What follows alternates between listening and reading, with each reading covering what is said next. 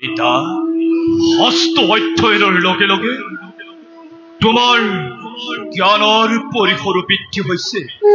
আৰু কোৱাচোন বাছাৰাম, কেনে পুত্ৰ পিতাৰ শ্ৰেষ্ঠ পুত্ৰ?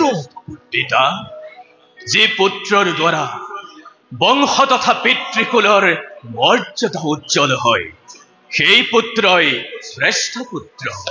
কেনে পুত্ৰৰ কৰ্তব্য কি বাছা? ন্যায় অন্যায় নকৰি বিচাৰ, পিতৃৰ আদেশ পালন কৰাটোৱেই পুত্ৰৰ প্ৰধান কৰ্তব্য। তেন্তে বাছা, আজি মই তোমাক যি আদেশ প্ৰদান কৰিম, সেই আদেশ তুমি কোনো ন্যায় অন্যায় নকৰি বিচাৰ পালন কৰিম বুলি মোক সত্য কোৱা। পিতা, মইতো সৰ্বদাই আপোনাৰ আদেশ পালন কৰি আহিছো, কিন্তু আজি এনেকৈ মোক কিয় সত্যতাবদ্ধ কৰাইছে? কাৰণ আজিৰ আদেশ অতিকে কঠোৰ বাছা।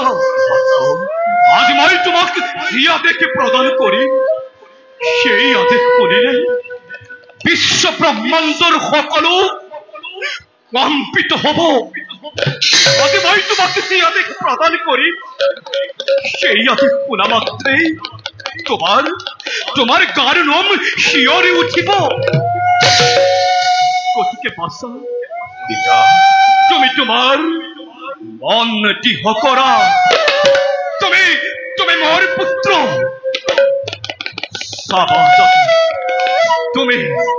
তুমি তোমাৰ কৰ্তব্য পালনত অৱহেলা নকৰা, আৰু চাবা যাতে তোমাৰ পিতৃৰ আদেশ তুমি অপমাননা নকৰা।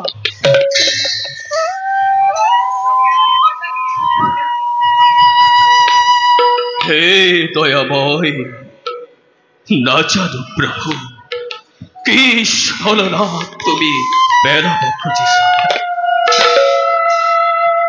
পিতা, আপোনাৰ আদেশ যিমানেই কঠোৰ নহওক, মই ন্যায় অন্যায় নকৰি বিচাৰ সৰ্বদাই পালন কৰিবলৈ চেষ্টা কৰিম। আপোনাৰ আদেশত অতল সমুদ্ৰটো যদি ডুব দিব লাগে, যদি জ্বলন্ত অগ্নিটো জাপ দিব লাগে, এনেকি গো হত্যা, ব্ৰহ্ম হত্যা, স্ত্ৰী হত্যা আদি মহাপাপতো লিপ্ত হব লাগে, তাতো মই তিল মাত্ৰ নহকুণ্ঠে। আপোনাৰ কি আদেশ মই কৰিম পালন। তেন্তে বাছাৰাম, শুনা মোৰ কঠোৰ আদেশ। এই মুহূৰ্ততেই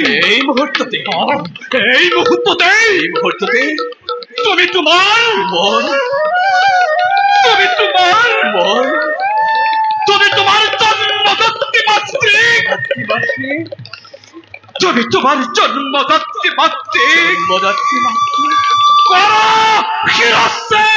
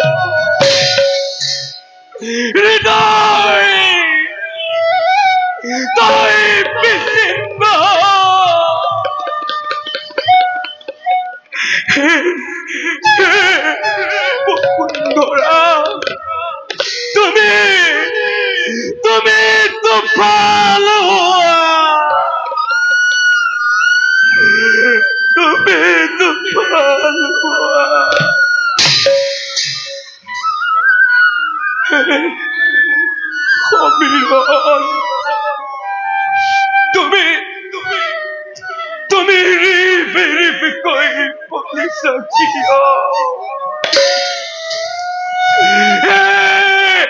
आका তোমাৰ বিকাল বক্ষণ এই হত ভগাৰ কিৰত পড়িবলৈ পাতো পত্ৰ নাই না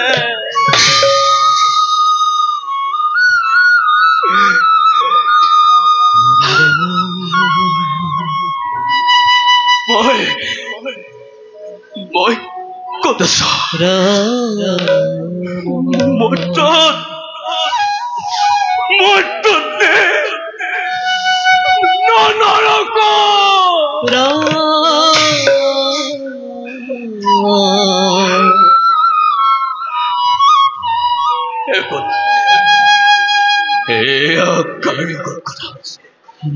কি ছায়াবাজি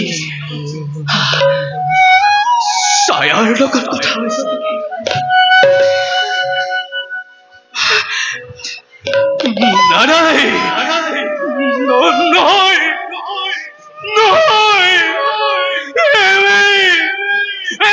মোৰ জন্মদাতা স্নেহময়ী পঞ্চপদ পিতৃদে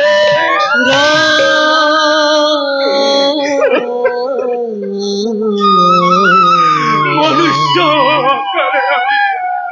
মোৰ লগতে চলনা কৰিছে পিতা পুত্ৰৰ আগতে চলনা কিয় পিতা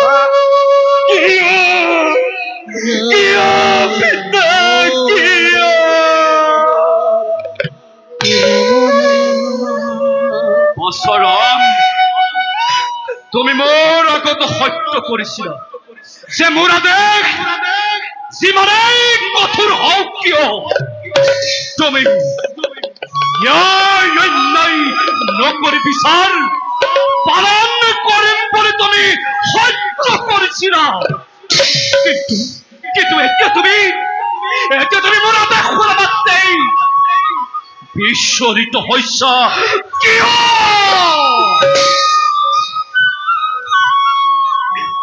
ক্ষমা কৰা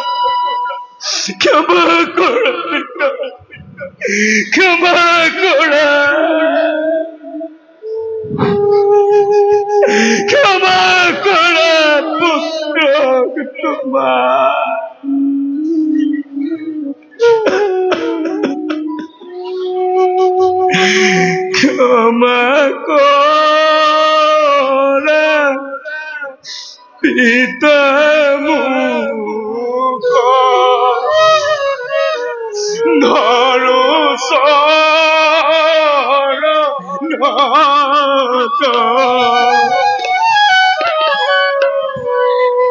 মাতৃ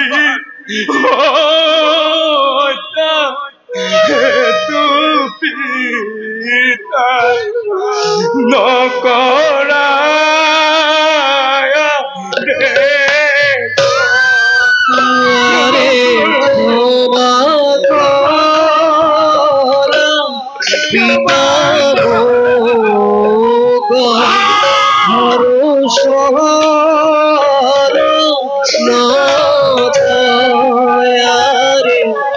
মাতৃ হেতু পিতা নকৰা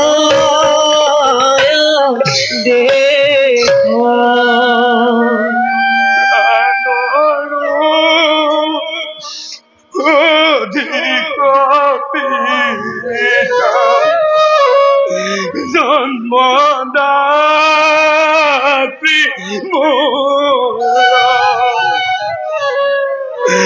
সম্পূৰ্ণ ক্ষমা পিতা তোমাৰ ক্ষমা কৰা পিতা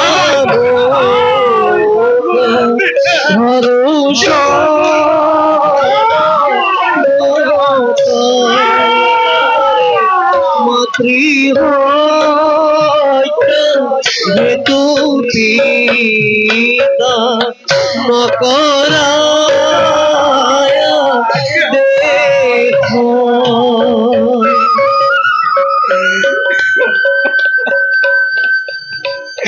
পুত্ৰৰ শিৰ এনে বজ্ৰপাত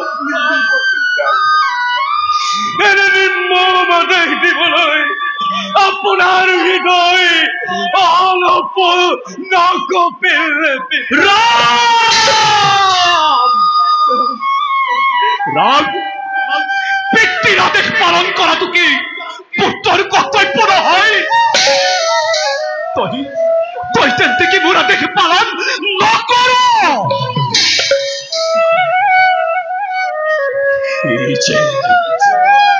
নিজে বৰ কঠোৰ পিতা কি যে বৰ কঠোৰ আদেশ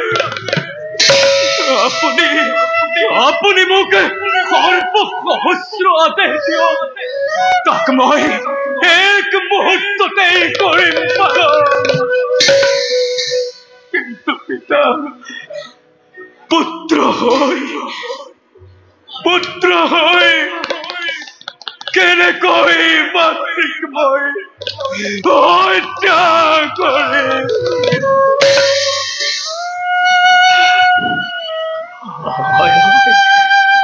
স্নেহময়ী জননী পুত্ৰ বুলি সম্বোধন কৰিব আৰু তেওঁৰেই গৰ্ভজাত সন্তানৰ সন্মুখত আকুল নয়নেৰে চাই থাকিব তেতিয়া মই কোন প্ৰাণে কোন সতে তেওঁক হত্যা কৰি এনে নিৰ্মম আদেশ নকৰিব পিতা তেন্তে তই মোৰ আদেশ পালন নকৰ এই নেকি তোৰ শাস্ত্ৰ জ্ঞান এই নেকি তোৰ পিতৃভক্তি এই নেকি তোৰ কৰ্তব্য পালন কৰাম মই তোক পুনৰ সুধিছো তই মোৰ আদেশ পালন কৰিবি নে নকৰ তেন্তে ক পিতা মাতাৰ ভিতৰত কোন শ্ৰেষ্ঠ আৰু কোনটো গুৰুত্বৰ পা পিতৃৰ আজ্ঞা লংঘন নে মাতৃ হত্যা ক্ষয় নকৰিবি ৰাম সময় মোৰ হৈছে মতেই তই মোৰ আদেশ পালন কৰিবি নে নকৰ মই তোক শেষবাৰৰ বাবে সুধিছো ৰাম তই মোৰ আদেশ পালন কৰিবি নে নকৰ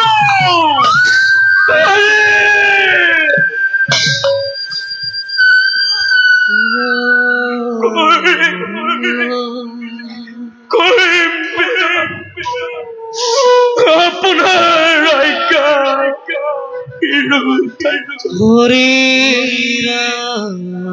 এই মুহূৰ্ততেই মই আপোনাৰ আদেশ কৰিম পালন পিতা স্বৰ্গ পিতা ধৰ্ম পিতাহি পৰমন্ত পিতৰি প্ৰতিমা পল্লে প্ৰিয়ন্তে সৰ্বদেবতা পিতৰে প্ৰতিমা পন্নে প্ৰিয়ন্তে সৰ্বদেবতা পিতৰে প্ৰতিমা পন্নে প্ৰিয়ন্তে সৰ্বদেবতা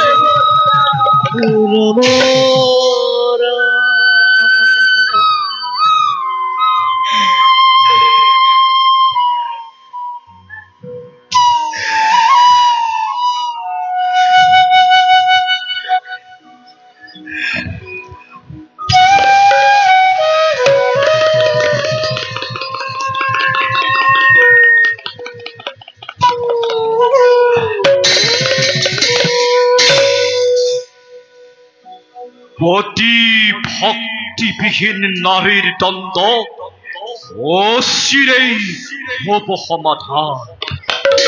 পাপিষ্ঠিনী ৰেণুকা, তোৰ নিজৰ কৰ্মফল ভোগ কৰিবলৈ সাজু হৈ থাক।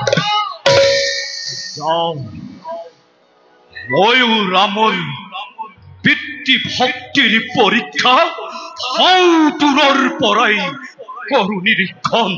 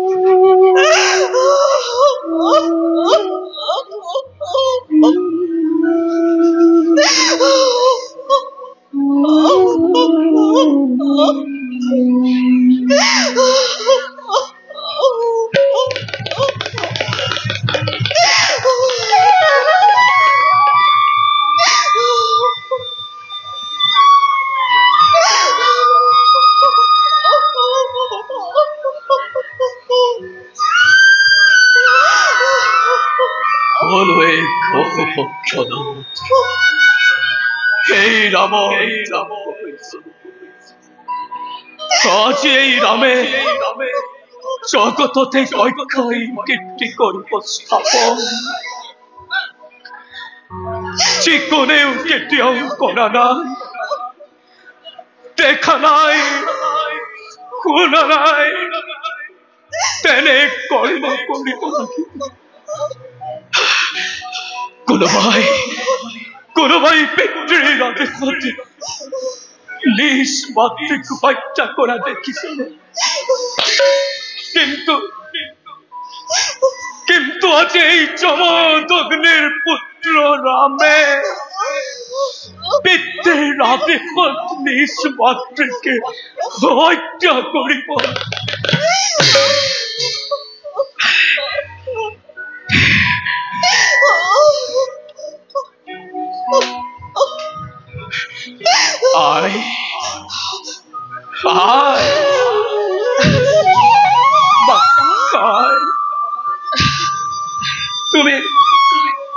তুমি ভাল কুক্ষণতে ৰামক জন্ম দিছিলা।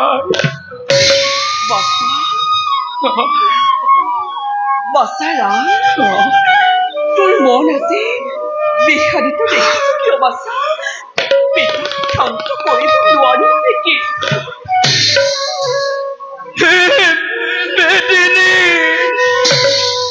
তুমি এতিয়াও ৰখা তললৈ নগৈ স্থিৰ হৈ আছা কিয়? হে নক্ষত্ৰ মণ্ডলী, তোমালোক এতিয়াও কক্ষচ্যুত হোৱা নাই কিয়? তই দুচকু দেখিছো আজি মই লুটুকৈ পুত্ৰ কলা। কি হৈছে বাছা? বজ্ৰ, তুমি পিতৃৰ আদেশতকৈও বেছি নিষ্ঠুৰ। কি হ'ল? তই উৎপাত হৈছ কিয় বাছা?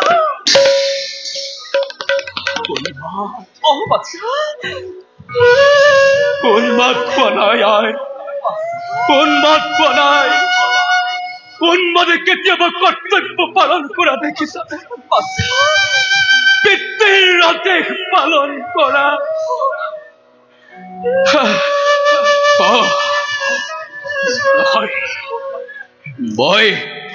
মই তোমাৰ পুত্ৰ নহয় মই তোমাৰ পুত্ৰ নহয় পিতাৰহে পুত্ৰ মোক পুত্ৰ জ্ঞান নকৰিবা মোক পুত্ৰ জ্ঞান নকৰিবা সঁচা কথা ৰাম নামেৰে তোমাৰ এটি পুত্ৰ আছিল কিন্তু আজি নহয় আজি তোমাৰ সন্মুখতে কাল সৰ্প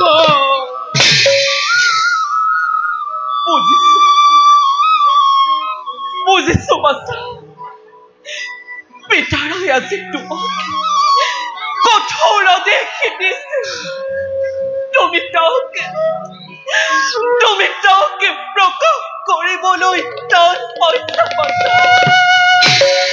কিন্তু বাচ্চা অনিষ্ট লিখন কোনে খণ্ডাব কোৱা বাচ্চা পিতাই তোমাক কি আদেশ দিছে কোৱা বাচ্চা কোৱা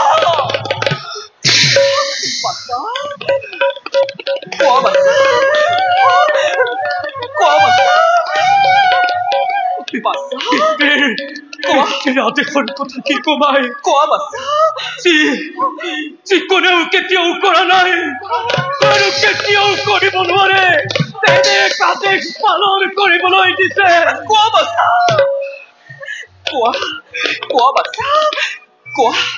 পিতৃৰ আদেশ তোমাক এক দণ্ডৰ ভিতৰত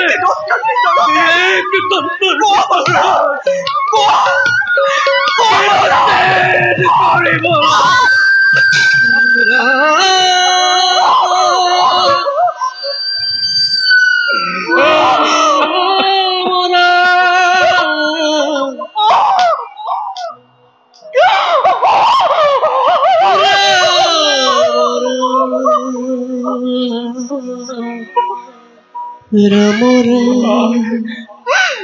হৰি ৰাম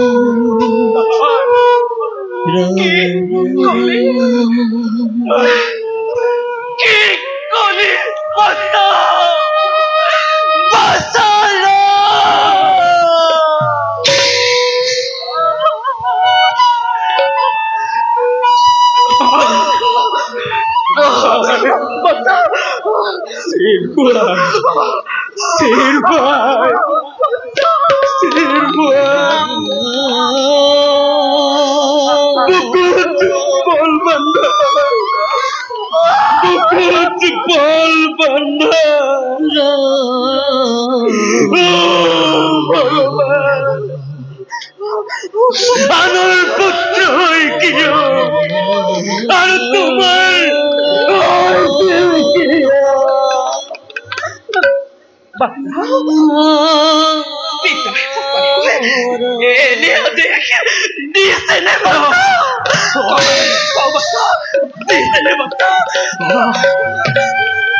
পুত্ৰৰ প্ৰতি তেওঁৰেই প্ৰচণ্ড আছে তুমি এই আদেশ পালন কৰিবানে বাচ্চা মোৰ উচিত বিচাৰ কৰাৰ শক্তি নাই বাচ্চা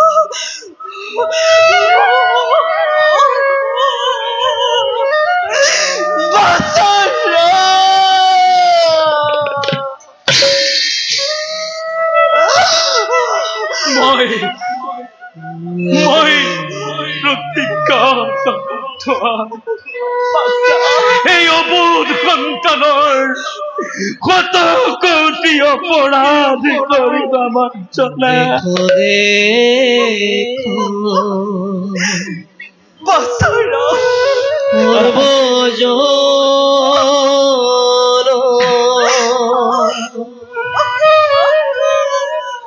বিধিৰ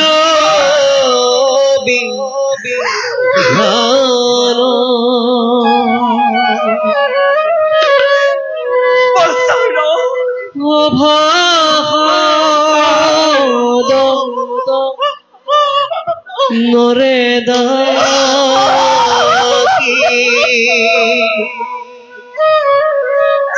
হৰি হৰি ভুল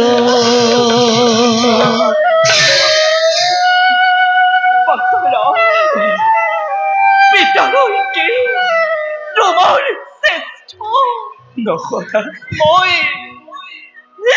মই একো নহয় পুত্ৰকে কেৱল পিতাৰ ওচৰত ঋণী এই মাতৃৰ ওচৰত নহয়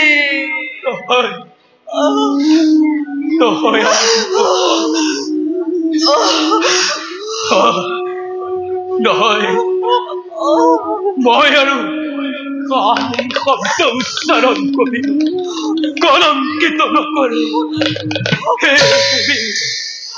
তুমি পুত্ৰ জন্ম দিয়া নাছিলা জন্ম দিছিলা কাল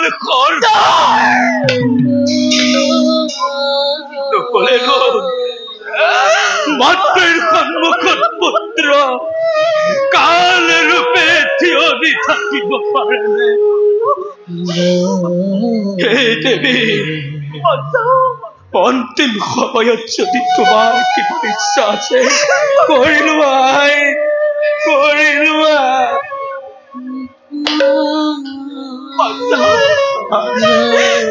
আজি মই কি শুনিলো যাক মই গৰ্ভত ধাৰণ কৰি পানীৰে পকাই তুলি ডাঙৰ দীঘল কৰিলো সি আজি মোকে হত্যা কৰিব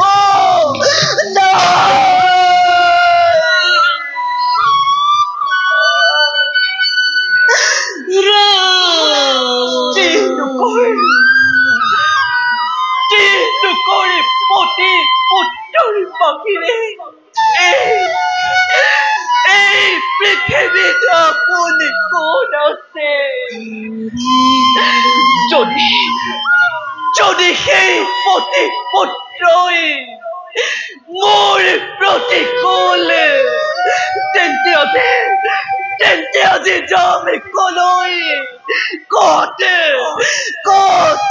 জয় পাম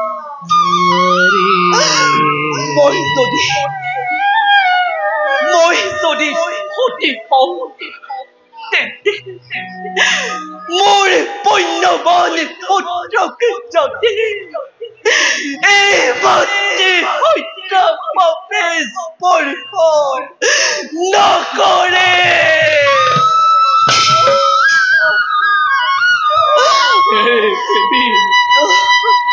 এই সময়ত মোক আৰু মৰমৰ মাতেৰে সম্বোধন কৰি এনে কৰিলে মই মোৰ কৰ্তব্য পাহৰি যাম আদেশ পালনত বিমুখ মই প্ৰতিজ্ঞতাবদ্ধ হৈ হৃদয় পাষাণতকৈও পাষাণ কৰিছো দয়া মায়া স্নেহ মমতা ৰামৰ অন্তৰৰ পৰা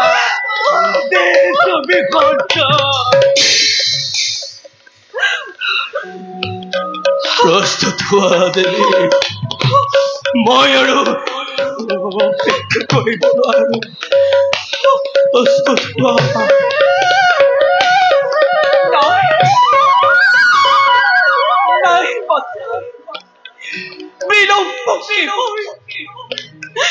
তোমাৰ কাৰ্য তুমি সম্পূৰ্ণ কৰা এই সময়তে মই তোমাক কি বুলি আশীৰ্বাদ দিম মই আশীৰ্বাদ কৰিছো মাতৃ হত্যা পাপে তোক স্পৰ্শ নকৰে মাতৃ হত্যা পাপে তোক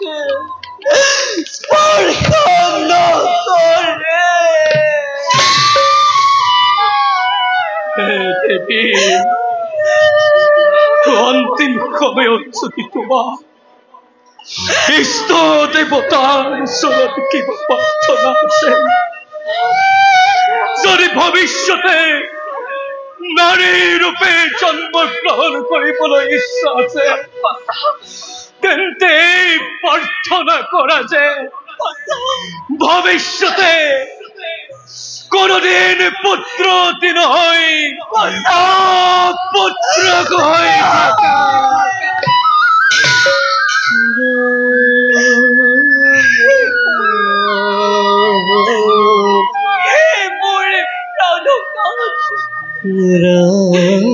এই জনমত তোমাকে মই প্ৰাণে ভৰি সেৱা কৰিবলৈ নাপাওঁ। হে মোৰ স্বামী গুৰু, জন্মে জন্মে জন্মে জন্মে মই তোমাকে তোমাকে স্বামী রূপে পাও। জন্মে জন্মে তোমাকে স্বামী রূপে পাও। বাছারা মই প্রস্তুত। তোমার কার্য তুমি সমাধান করা।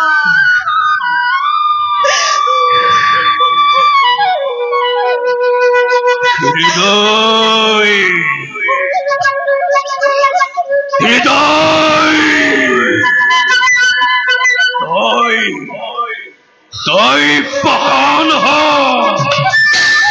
পাত্ৰৰ দৰে কঠোৰ বাহু, তই হত্যৰ দৰে নিৰ্মম হ, দয়াময় স্নেহ মমতা ৰামৰ অন্তৰৰ পৰা আঁতৰি যা। ৰামৰ মাতৃভক্তি আজি ৰখা তলে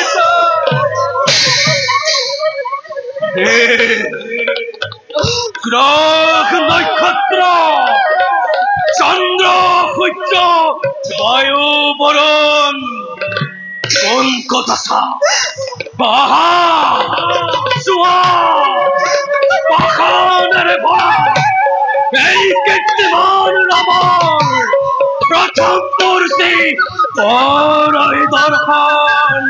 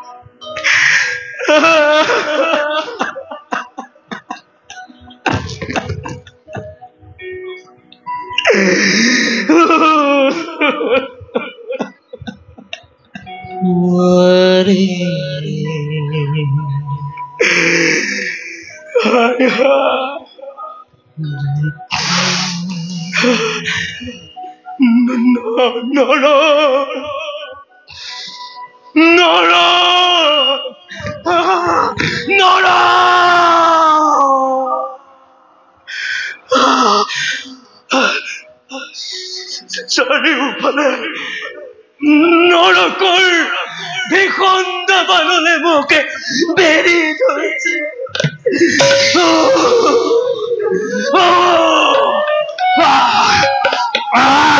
চলি যায়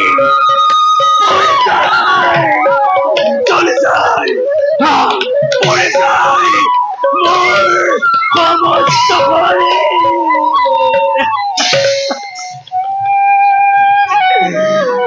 পিতা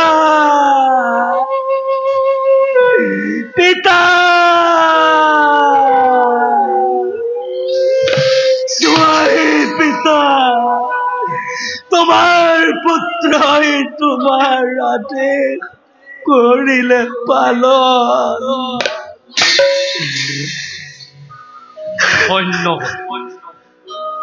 ধন্যবাদ ৰাম। মই তোমাৰ ওপৰত সন্তুষ্টি প্ৰকাশ কৰিছো।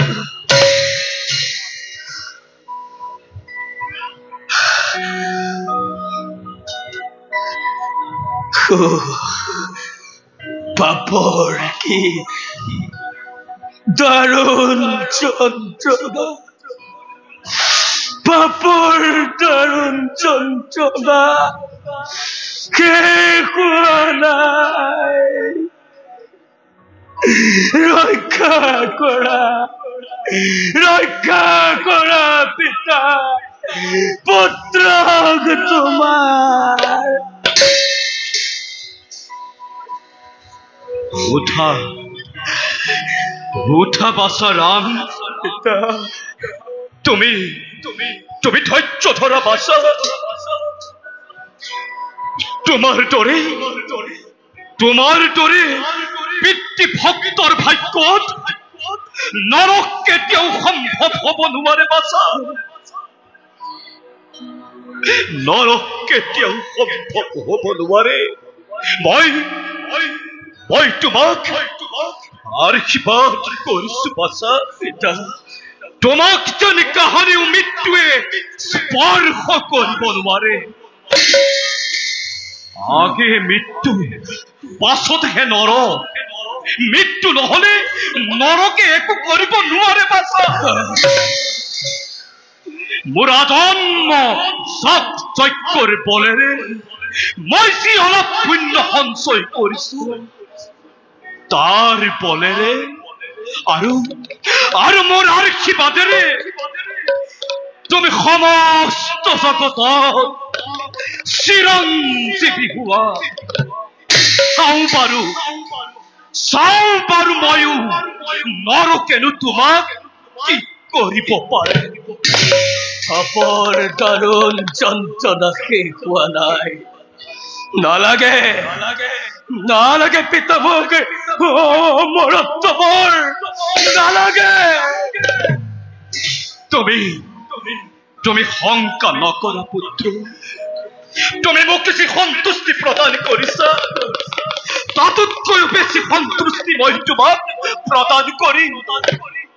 যোগীজনে বহু তপস্যাৰ বলেৰে যিবাৰ পাবলৈ সক্ষম নহয়, মই তোমাক সেইবাৰ কৰিছো প্ৰদান।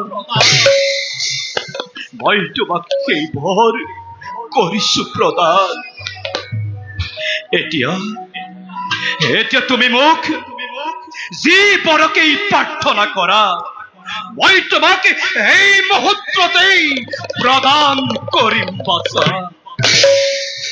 পিতা, কোন তপক নিজ্যোতি মোক চিরদিন দগ্ধ করার কোনো ইচ্ছা নাই। যদি মাতৃ হত্যার কলঙ্কের বই চিরকাল কলঙ্কিত হব না লাগে,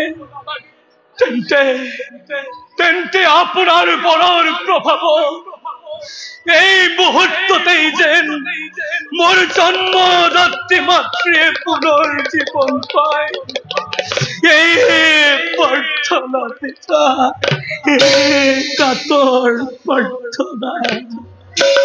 তথাস্তু পুত্র, তথাস্তু পুত্র। পিতা, মই এই মুহূর্ততেই তোমার মাতৃ হেৰুৱা জীবন দান কৰিম। তুমি ধন্য বাছা। জগতত তুমি এই ধন্য। যিমান দিন চন্দ্ৰ সূৰ্য থাকিব, সিমান দিন তোমাৰ নাম উজ্জ্বল হৈ থাকিব। এতিয়া তুমি খন্তেকৰ কাৰণে তোমাৰ চকু জুৰি বন্ধ কৰা। মই তোমাৰ হেৰুৱা মাতৃৰ জীৱন দান কৰি পিতা।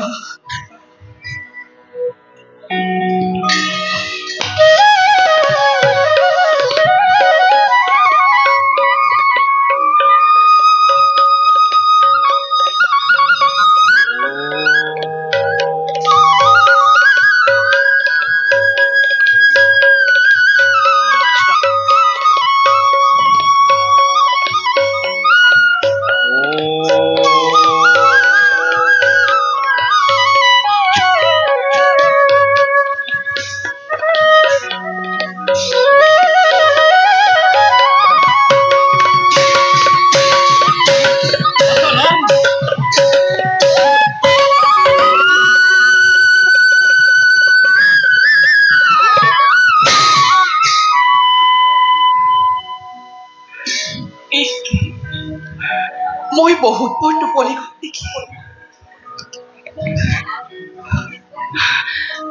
কি দেখিছো পিতা পুত্ৰ উভয় থিয় হৈ আছে বাচ্চা তুমি মোক জগাই নিদিলা কিয় বাচ্চা যাও মোৰ বহুত কাম আছে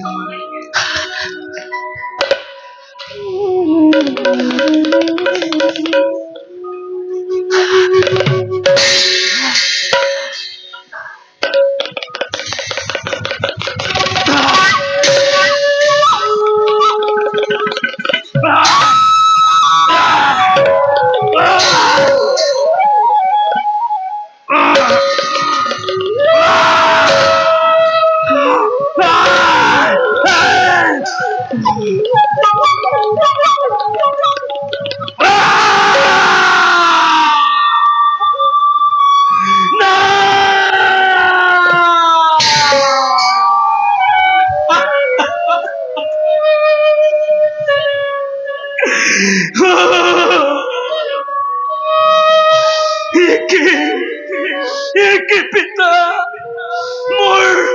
মোৰ হাতৰ পৰা কোঠাৰ নেৰোৱা হ'ল পিতা তুমি ভয় নকৰিবা বাছা তুমি সম্পূৰ্ণ 12 বছৰ বাছা তুমি সম্পূৰ্ণ 12 বছৰ পৃথিৱীৰ সকলো পৰ্যটন পৰিভ্ৰমণ কৰা আৰু শেষত ব্ৰহ্মকুণ্ডত স্নান কৰিলে তোমাৰ হাতৰ কুঠাৰ আপোনা আপুনি সৰি পৰিব এতিয়া যোৱা বাছা তুমি তীৰ্থ ভ্ৰমণৰ বাবে যোৱা মই আহিলো বাছা তথাপিতো এটি মেঘ নপৰিল মহাৰাজ গোটেই দিনটো অনাহাৰে থাকি শৰীৰ একেবাৰে দুৰ্বল হৈ পৰিছে মহাৰাজ আজিলৈ নহলে ইয়াতে বিশ্ৰাম লোৱা হওক মন্ত্ৰীব মহাৰাজ অৰণ্যৰ মাজত অগ্নিৰ ধোঁৱা ওলাইছে কোনো ঋষিৰ আশ্ৰম যেন মোৰ হৈছে অনুমান আমি তুৰন্তে ঋষিৰ আশ্ৰমে তাতেই পাব পাৰো আমি ভোজনৰ ফলাফল বলক মহাৰাজ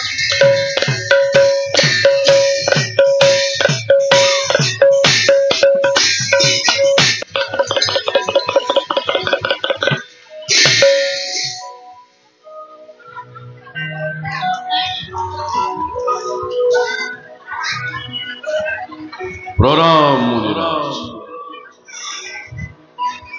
মহাৰাজ চিৰঞ্জীৱী হোৱা সসাগৰ পৃথিৱী শাসন কৰা কোৱাচোন আমাৰ এই আশ্ৰমলৈ অহাৰ অভিপ্ৰায় কি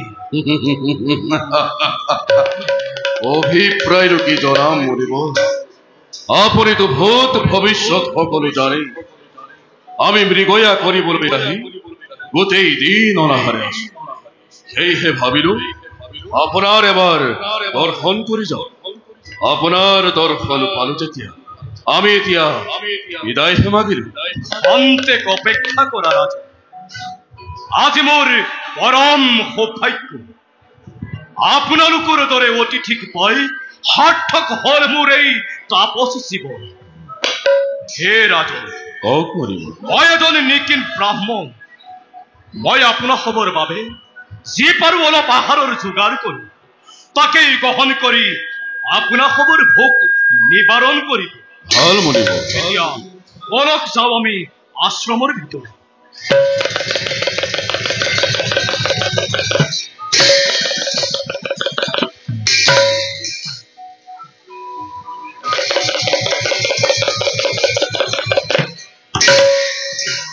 মন্ত্ৰীবৰ মহাৰাজ এই তপস্বী ব্ৰাহ্মণৰ এইটো আচৰিত গুণ হয়নে?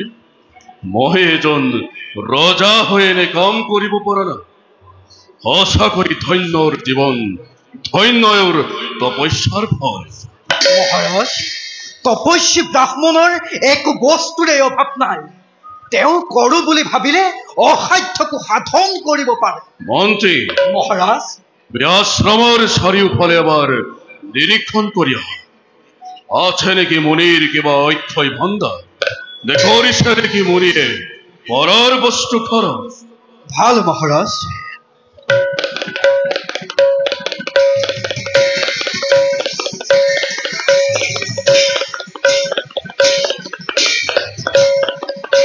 মহাৰাজ, মহাৰাজ, মুনিৰ ভঁৰালো নাই আৰু তেওঁ পৰৰ বস্তু হৰণ কৰা নাই। তেন্তে মাত্ৰ আশ্ৰমত এজনী কামধেনু আছে।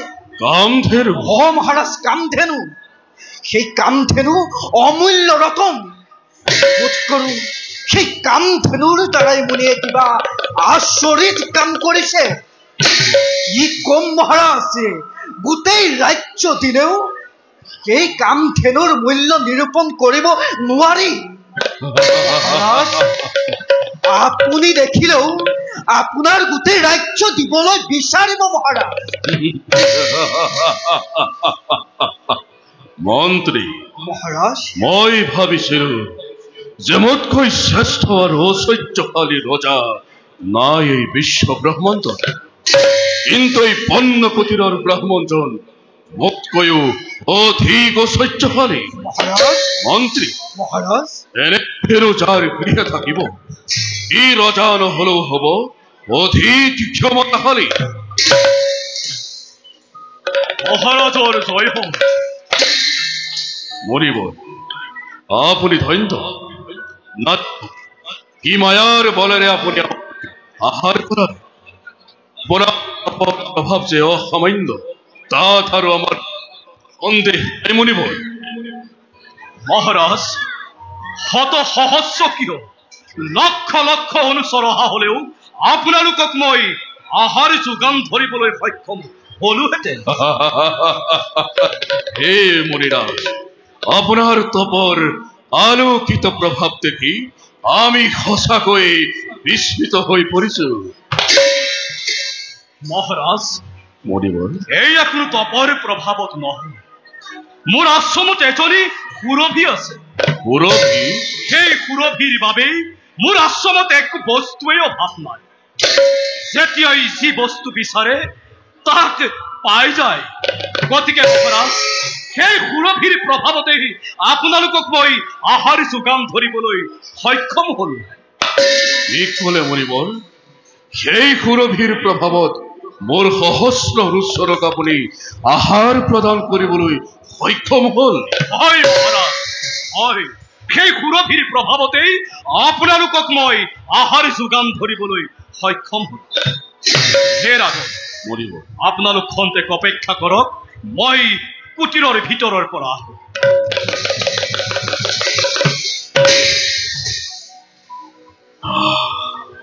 আচৰিত, অতি আচৰিত। কোন ব্ৰাহ্মণ কি মায়াৰ বলেৰে আমাক আহাৰ কৰালে? এই সুৰভিৰ কথা যে কোনে, মন্ত্ৰীয়ে দেখা বোধ কৰো সেইজনী মায়াবী সুৰভি। মহাৰাজ, মন্ত্ৰী, মহাৰাজ, এনে দেৱৰ তুল্য বস্তু ব্ৰাহ্মণ কুটিৰত জানো শোভা পায়? মহাৰাজ, নাপায় মন্ত্ৰী, নাপায়। এনে ধেনু ৰাজপ্ৰসাদত থকাৰ যোগ্য। আজি এই সুৰভিক ৰাজপ্ৰসাদলৈ নিবই লাগিব। শুনা মন্ত্ৰী, মহাৰাজ, প্ৰথমে ব্ৰাহ্মণক ভাল কৰে খুঁজি, যদি নিদিয়ে বল প্ৰয়োগ কৰিম। আনকি ব্ৰহ্ম হত্যা কৰিবলৈ মই নহও কুণ্ঠিত, কাৰণ হত্যা যাৰ নৃত্য ক্ৰিয়া, তাৰ আকৌ ব্ৰহ্ম হত্যা নারী হত্যার ভয়। মন্ত্রী মহারাজ, আজি প্রকৃতি এক ভীষণ রূপ ধারণ করেছে। না জানো মহারাজ ইয়ার কারণ কি? হে মণিরাজ, আপনার ওচৰত মোৰ এটি প্ৰশ্ন আছে। মহাৰাজ বাৰু কওকচোন মুনিবৰ, গৃহলৈ যদি অতিথি আহে তেন্তে গৃহীৰ কৰ্তব্য কি? সৰ্বতোপকাৰে অতিথিৰ মঙ্গল কামন কৰাই গৃহস্থিৰ প্ৰধান কৰ্তব্য। আৰ অতিথি কি পূজা কৰিব লাগে মহাৰাজ। আৰু গৃহীৰ ধৰ্ম কি? ভালেই হোক বা বেয়াই হোক, অতিথির প্রার্থনা পূরণ করাই হয়েছে গৃহীর ধর্ম। কারণ অতিথি যদি নিরাশ মনের ঘুরি যাব না হয় তেন্তে মহারাজ গৃহস্থী ধর্ম লোপ পায়। আপোনাৰ উত্তৰত মই সুখী হল। আজি মই আপোনাৰ এই আশ্ৰমৰ অতিথি, গতিকে প্ৰথমে আপুনি মোৰ এটি প্ৰাৰ্থনা পূৰ্ণ কৰক। হে ৰাজন, আপনি শত সহস্ৰ প্ৰাণীৰ প্ৰাৰ্থনা পূৰণ কৰি আহিছে। মই এজন সামান্য ব্ৰাহ্মণ, মোৰ এনে কি সাধ্য আছে যে আপনাৰ প্ৰাৰ্থনা পূৰণ কৰিব? তথাপিও কওকচোন হে ৰাজন, আপনাৰ প্ৰাৰ্থনা কি? হে মণিৰাজ, এই মাত্ৰ যে আপুনি সুৰভিৰ কথা ক'লে, যাৰ প্ৰভাৱত আপুনি মোৰ সহস্ৰ অনুচৰক আহাৰ প্ৰদান কৰিবলৈ সক্ষম হল, এই সুৰভি যদি আপুনি মোক দান কৰক। মহাৰাজ কওক মুনিবৰ, নিৰুত্তৰ হল কিয়? এই আপনাৰ কেনে প্ৰাৰ্থনা মহাৰাজ? এই প্ৰাৰ্থনা একেবাৰে অসংযত। অতিথি প্ৰাৰ্থনা যদি গৃহীৰ ধৰ্ম, তেন্তে দান কৰিবলৈ অসংগত বুলি কৈছে কিয়? হয় আপনাৰ প্ৰাৰ্থনা পূৰণ কৰিব নোয়াৰ মহাৰাজ, আপনি দানেৰ পাত্ৰ নহয়। যদি দান কৰিবৰ ইচ্ছা নাই, অন্য বস্তুৰ বিনিময়ত সুৰভিক মোক দান কৰ। কি কৰে ৰাজন অন্য বস্তুৰ বিনিময়ে দান কৰিব লাগে? মণিৰাজ, নাই, মই এজন সামান্য ব্ৰাহ্মণ, হয় আপনাৰ প্ৰাৰ্থনা পূৰণ কৰিব নোয়াৰু ৰাজন। ওৰা ব্ৰাহ্মণ, তুমি জানা যে মই এজন ৰজা। তুমি ব্ৰাহ্মণ হলেও মোৰ ইচ্ছাৰ বিৰুদ্ধে যোৱাটো নহয় উচিত। কাৰণ মন কৰিলেই মই সুৰভিক লৈ যাব পাৰো, কিন্তু মই তেনে নকৰো। ওৰা মণিৰাজ, অৰ্ধৰাজ্য দান কৰিলে যদি নহয় সন্তুষ্ট, তেন্তে মোৰ গোটেই ৰাজ্য কৰিছো দান। মাত্ৰ আপুনি মোৰ প্ৰাৰ্থনা পূৰ্ণ কৰক। হে ৰাজন, মই এজন সামান্য ব্ৰাহ্মণ, ধন জন অসহ্য বিভূতিৰ মোৰ একোৱেই প্ৰয়োজন নাই। গতিকে আপোনালোকৰ এই প্ৰাৰ্থনা মই কাহানিও মানি লব নোৱাৰো ৰাজন। হে ব্ৰাহ্মণ, ভালদৰে ভাবি চোৱা। ভুৱন বিজয়ী কাৰ্তবীৰ্যৰ এটা আশা পূৰ্ণ কৰিলে আপোনাৰ কোনো ক্ষতি নহয়। আপুনি কোৱাৰ পূৰ্বে মই বহুবাৰ ভাবিছো আপোনালোকৰ এই বাঞ্ছা একেবাৰেই অসংগত। আপোনালোকৰ প্ৰাৰ্থনা পূৰণ কৰিব নোৱাৰো। ওৰা ব্ৰাহ্মণ, যদি তুমি সুৰভিক মোক দান কৰা, তেন্তে এই কৰ্তবীৰ্য হব তোমাৰ পৰম মিত্ৰ। আৰু যদি নকৰা, এই কৰ্তবীৰ্য হব তোমাৰ ঘোৰ শত্ৰু।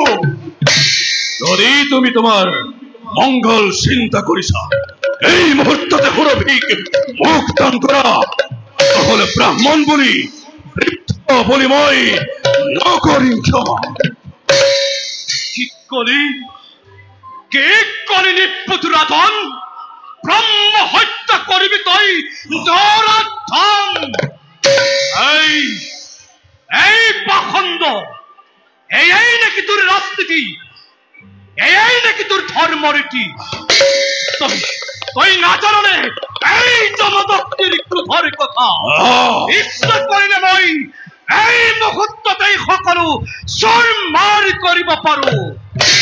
তহঁতৰ এনে পৰচি কাঠৰ সিদ্ধান্ত মই শতবাৰ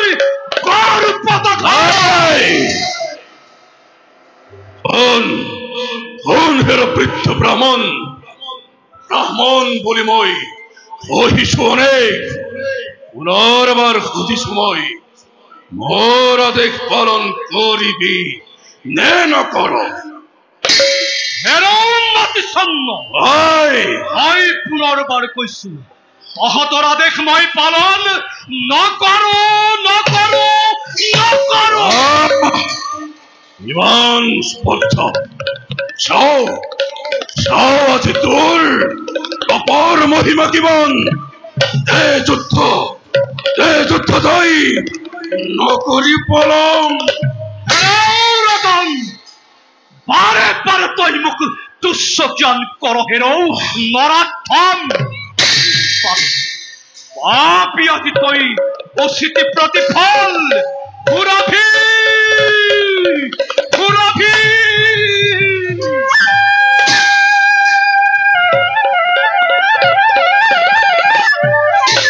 অবধান নরাথম দেখা দাও কাজী দেখা দাও কাজী আর ভক্তি ভরে কিমান।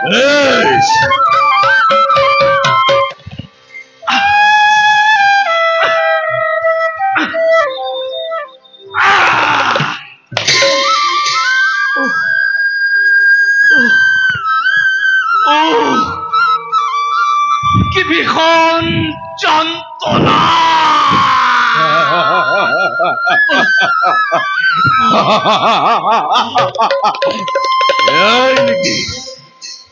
এই নাকি তোর অপর মহিমা। সাহের বৃদ্ধ ব্রাহ্মণ এই ক্ষত্রিয়র কিমান শক্তি কিমান পরাক্রম। যাওই ঘোর অভিক লৈ মই ৰাজপ্ৰসাদলৈ ঘৰ গৈ গম।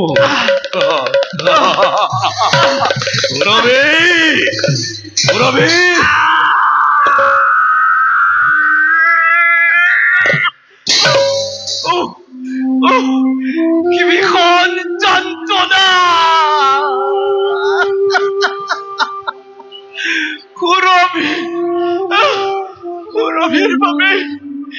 সুৰভিৰ বাবে আজি মোৰ এনে অৱস্থা।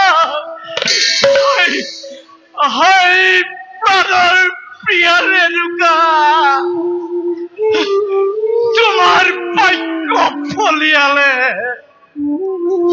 সুৰভিৰ বাবে আজি মোৰ প্ৰাণ যায়।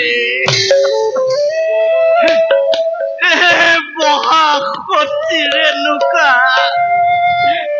তুমি মোক ক্ষমা কৰি দিবা। মই মিছাতেই তোমাক শিৰচ্ছেদ কৰাইছিলো।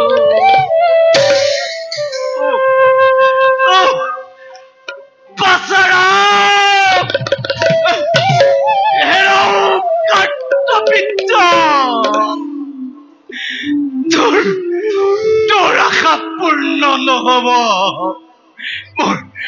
মোৰ পুত্ৰৰামে যেতিয়া মোৰ মৃত্যুৰ বাতৰি পাব তই তেতিয়া ক'ত পলাই সাৰিবি? পাচাৰাম ৰেণুকা চাই যোৱাহি তোমাৰ স্বামী আৰু পিতৃৰ বিলাই।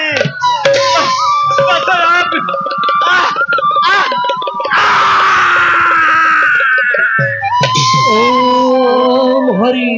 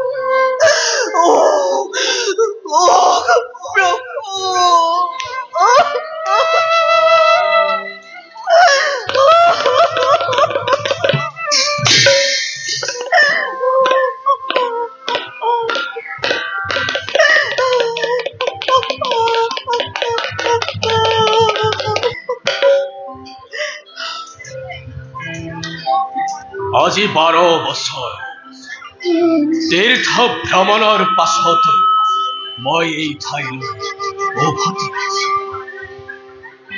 এদিন এই ঠাইতেই পিতৃৰ আদেশতে মই মোৰ মাতৃক হত্যা কৰিছোঁ। এই ঠাই পৰশুৰামৰ চিৰস্মৰণীয় নহ'ল।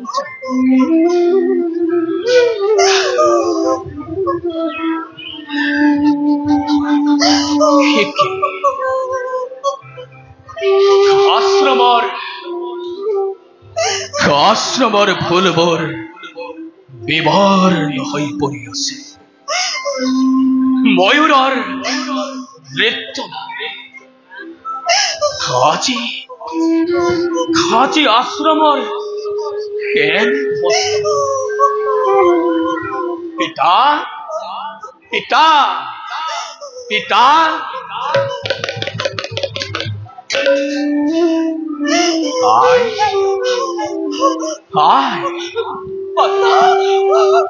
তোমাৰো কেনেদৰে পৰি আছে? মোৰ পিতা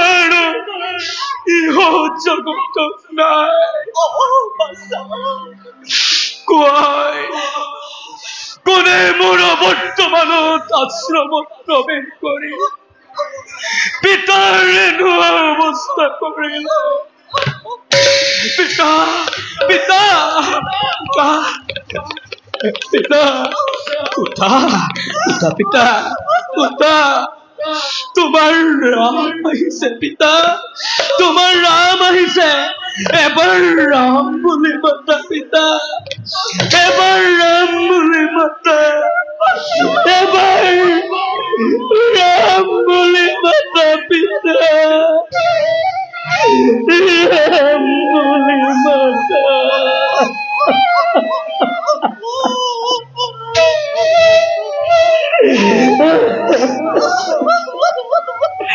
মাতা মাতা পিতা, এবাৰ ৰাম বুলি মাতা, মাতা পিতা মাতা।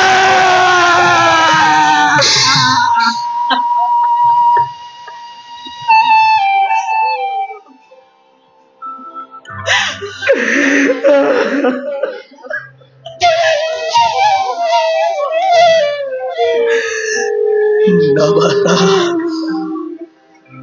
Nabata,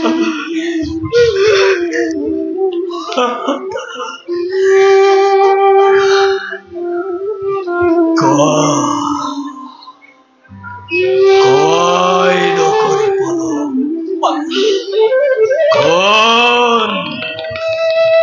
Kon hei, Brahma Ghati, Adham পাতকে যুক্তি তর্ক ধর্মাধর্মাদি যাওক হাতলে সৃষ্টি ধৌকতি মহাপ্রলয় পিতৃঘাতী তপ্ত রক্তর প্রতি রেখে একোৱে নুমাব নোৱাৰে পৰশুৰ হৃদয়ত জ্বলা ভোকৰ অগ্নি।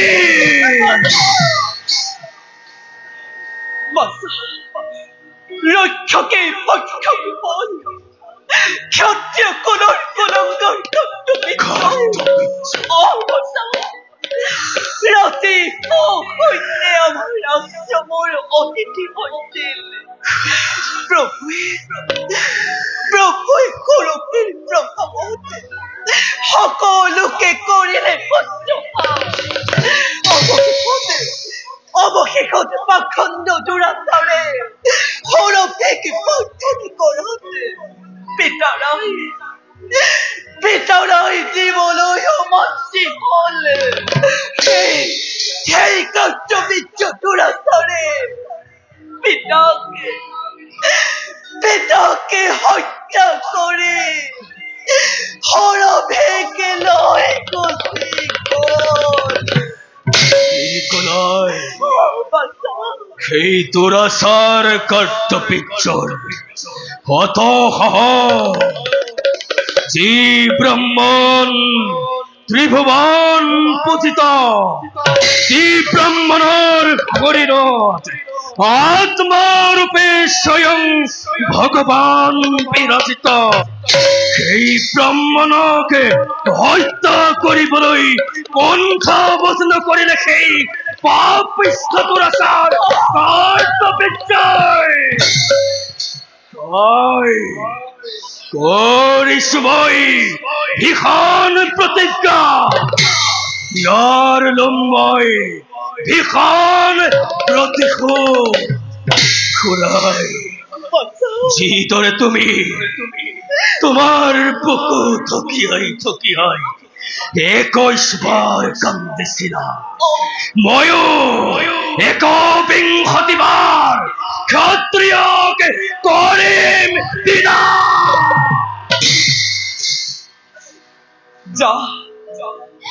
যা বাছা, নকৰো বাৰণ, এই মাতৃটোক আজি কৰিছো আশীৰ্বাদ।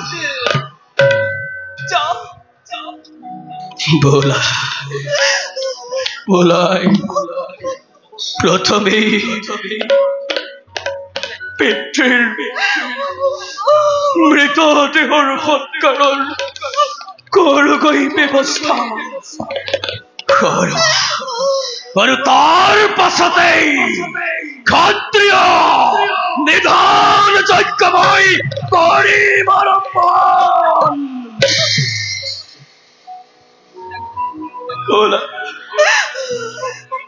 বলা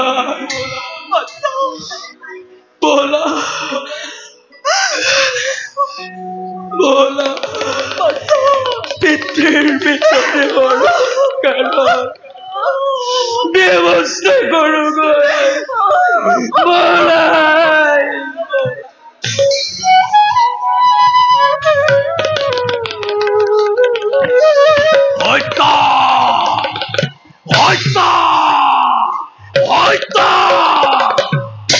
ক্ষত্ৰিয় যাকেই যতে পাম তাকেই মই কৰিম সংহাৰ। ক্ষত্ৰিয়ৰ তপ্ত ৰক্তেৰে এই পৰশ মই কৰিম ৰাঙলী। মনৰ কামনা পূৰণ, যাও ক্ষত্ৰিয়ৰ তেজেৰে এই পৰশ মই কৰগৈ ৰাঙলী। হৰ হৰ মহাদেৱ। কিয় মন মোৰ আজি হৈছে চঞ্চল? ৰাজপ্ৰসাদ অতি কাৰাগাৰ যেন হৈছে অনুমান।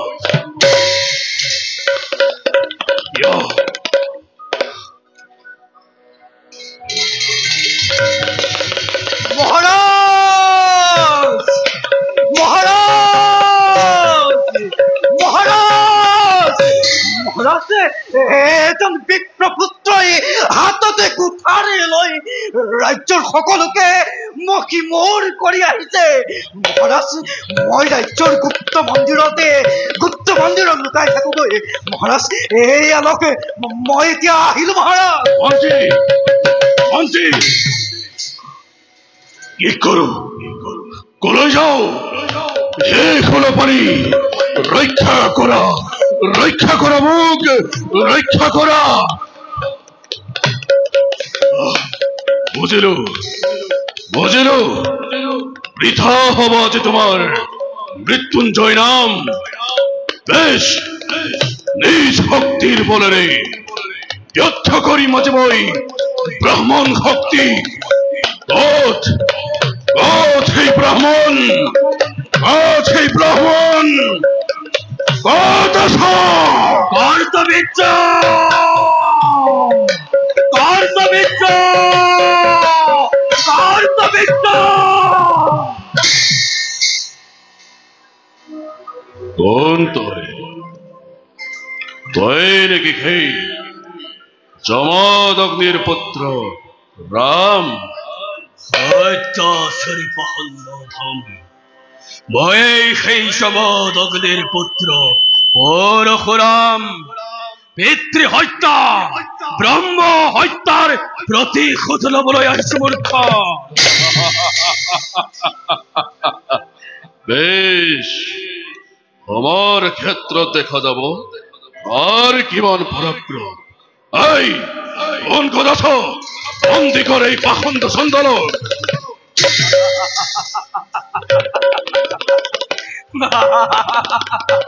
কোনে কোনে কাক বন্দি করিব পাপিষ্ঠ নরাধম সকলৰে মৃত্যু হৈছে আজি পৰশুৰামৰ হাতত।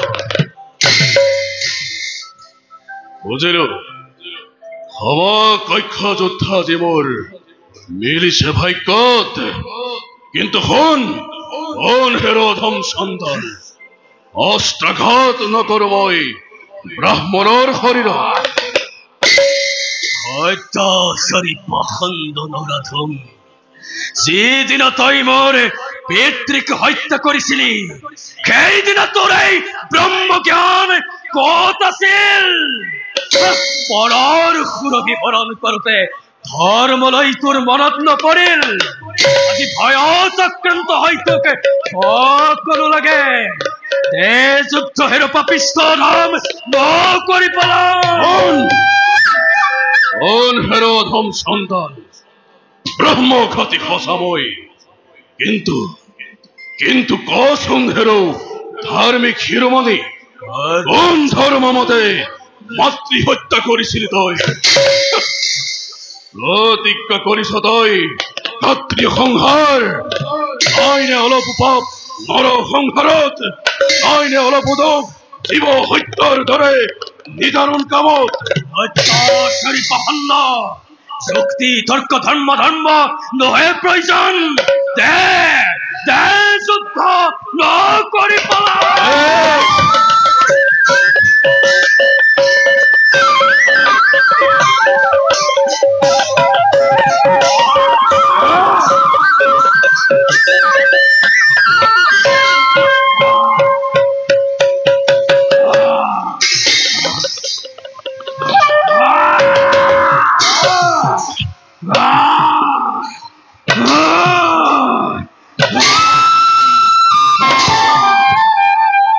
ओम हरि राम।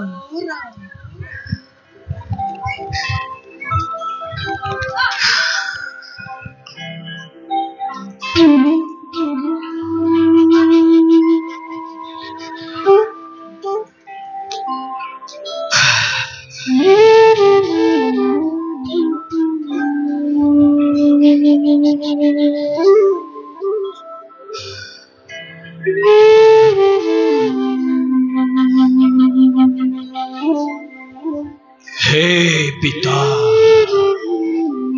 হে মাতা তোমালোকক মই বচন দিছিলো এদিন ক্ষত্ৰিয়ৰ তপ্ত ৰক্তেৰে সেই ধৰিত্ৰীকে সৰোবৰলৈ মই ৰূপান্তৰিত কৰিম। আজি আজি মই মোৰ বচন পূৰ্ণ কৰিলো। হে জননী হে পিতা ক্ষত্ৰিয়ৰ তপ্ত ৰক্তেৰে তোমালোক দুয়োকে মই কৰিছো তৰ্পণ। আজিৰ পৰা অভিযান শেষ হ'ল।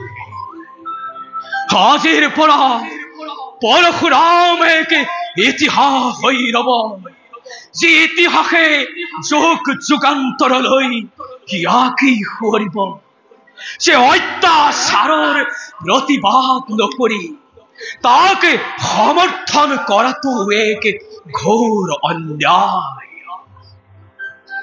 হে ব্ৰহ্মা, হে বিষ্ণু, হে মহেশ্বৰ, পূৰ্ণ হল মোৰ মনৰ কামনা, পূৰ্ণ হল মোৰ জীৱনৰ প্ৰাণ, পূৰ্ণ হল মোৰ মনৰ কামনা, পূৰ্ণ হল মোৰ জীৱনৰ প্ৰাণ, পূৰ্ণ হল মোৰ মনৰ কামনা, পূৰ্ণ হল মোৰ জীৱনৰ প্ৰাণ।